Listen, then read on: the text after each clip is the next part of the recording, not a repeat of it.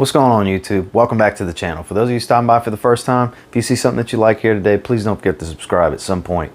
Those of you stopping by that have been in before, welcome back to TLTG Reviews, my friends. Glad you came to see me. So, often referred to as the king. Not too sure about that, but it is pretty damn good. So today, we're going to take a look. Creed Aventus. Stay tuned.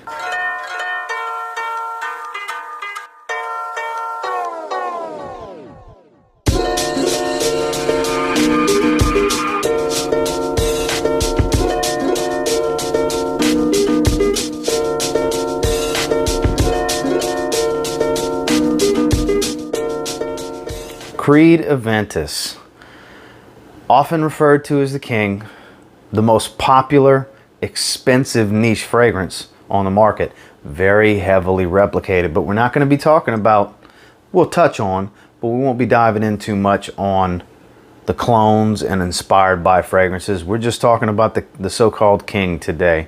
And first, we're going to start off with this presentation.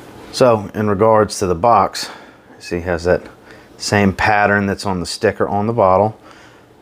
Size, Creed logo, Aventus mirrored logo. On the top, a bit of information about the company.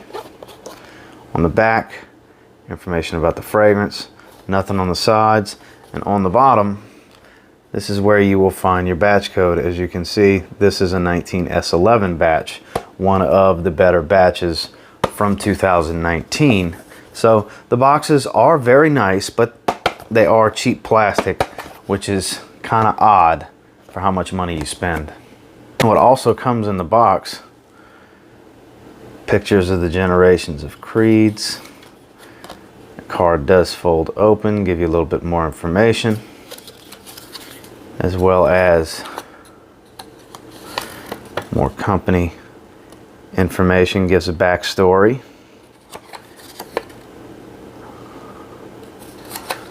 So, just a little something extra that is in there in 2 languages. Not that important, but when you're buying off the wholesale market and you're buying from an individual, you want to have this stuff to help authenticate it. And then jumping off into this bottle, gotta say, it is a very nice looking bottle. Very thick base glass, raised and painted. It says Creed, same pattern as the box. That mirrored finish logo for Creed Aventus. Information on the back, sizing of the bottle. On the bottom, some more information. It's hard to see with this glare. And then on top of the cap, you do have that family crest logo. Cap does click into place. Does have a very large atomizer.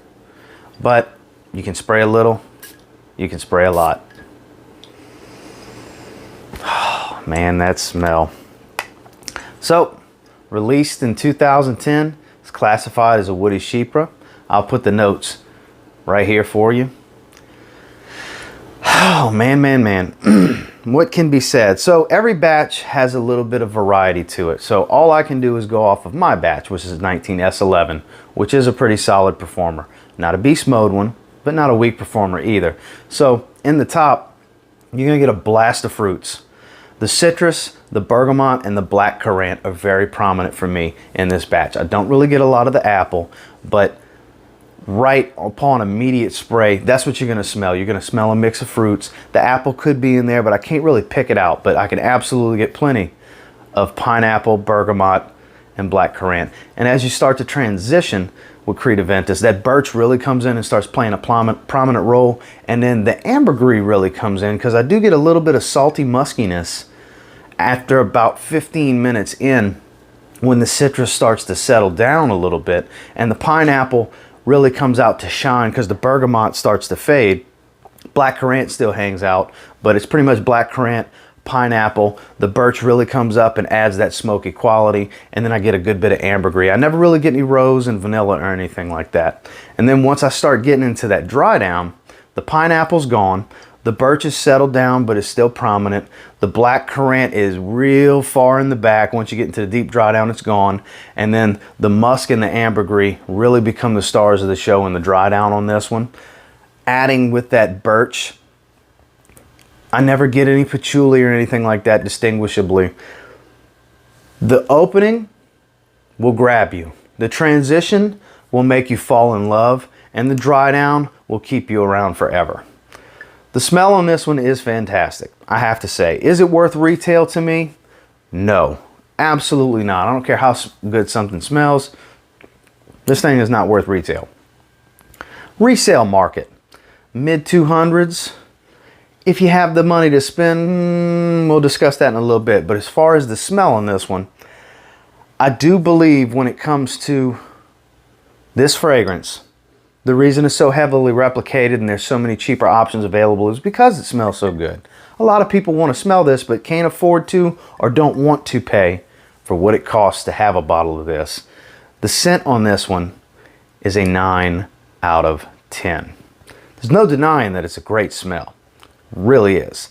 That's why there's so many fragrances that smell like it, whether it be clone or inspired by. Now, longevity. So every time I wear it, even in hot weather, I get 7 hours, but most of the time, 8 hours. 8 hours is most of your day that you're going to be awake anyways. It's pretty much your work day. It's going to get you through.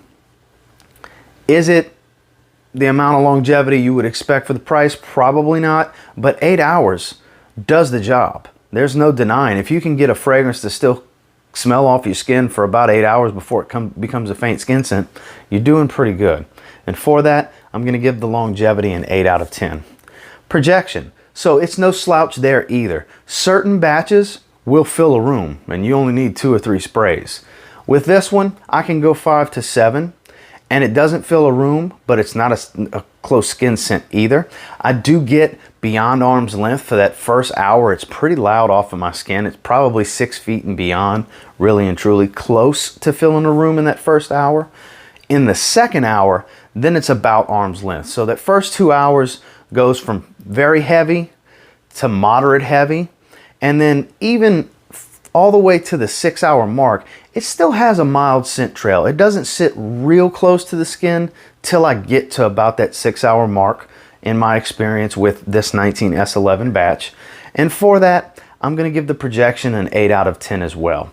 Like I said, projection is no slouch. It's very, very good projection. It doesn't fill a room. It's kind of the sweet spot of where you would want your projection for a fragrance that you're going to spend this kind of money on, because you want people to smell you when you're spraying these expensive ass sprays. So overall, Creed Aventus, I have to say, I think it's an 8.5 out of 10 fragrance. This is very good stuff. It really is. Is it worth the money? That's up to you to decide. There's always ways to get decants if you don't want to pay for a full bottle. It is an experience worth having if you really thoroughly enjoy fragrances, you're big time into it. I do believe everybody should smell this. There's a lot of fragrances that smell like Creed Aventus. There's a lot of fragrances that smell really, really, really close to Creed Aventus, and the average person won't be able to tell the difference. They don't know any better. You could be deceitful and say it's Creed Aventus. I'm not that guy. If I'm wearing Insurrection Pure, I tell them I'm wearing Insurrection Pure. If I'm wearing Club de Nuit Intense Man, I tell people I'm wearing Club de Nuit Intense Man, whether they know any better or not, whether it's your average person or a frag head. I just feel honesty is the best policy. But in regards to this, is it worth retail? No. Is it worth gray market? It can be. There's a link in the description for Vimba Fragrances. It's around $249, I believe, for current batch versus the $525 retail. So it's less than half the price from Kushik's company. A lot of you know who Kushik is over in the Facebook groups. I think it's worth owning if you have the money to spend, because at the end of the day, if you want to smell Creed Aventus, you need Creed Aventus. And until next time, guys, do me a real quick favor. Go ahead and like, comment, subscribe. Do appreciate all the feedback. I love hearing from you guys. How many of you have a bottle or have a decant of a really good batch? 19S11 is a pretty good batch. It's no slouch, but it's not the best batch. It's not a grail batch by any means. And until next time, I will say, if you get your hands on a bottle of Creed Aventus, give it a spray now. Pretty confident you'll thank me later. Have a good one, guys.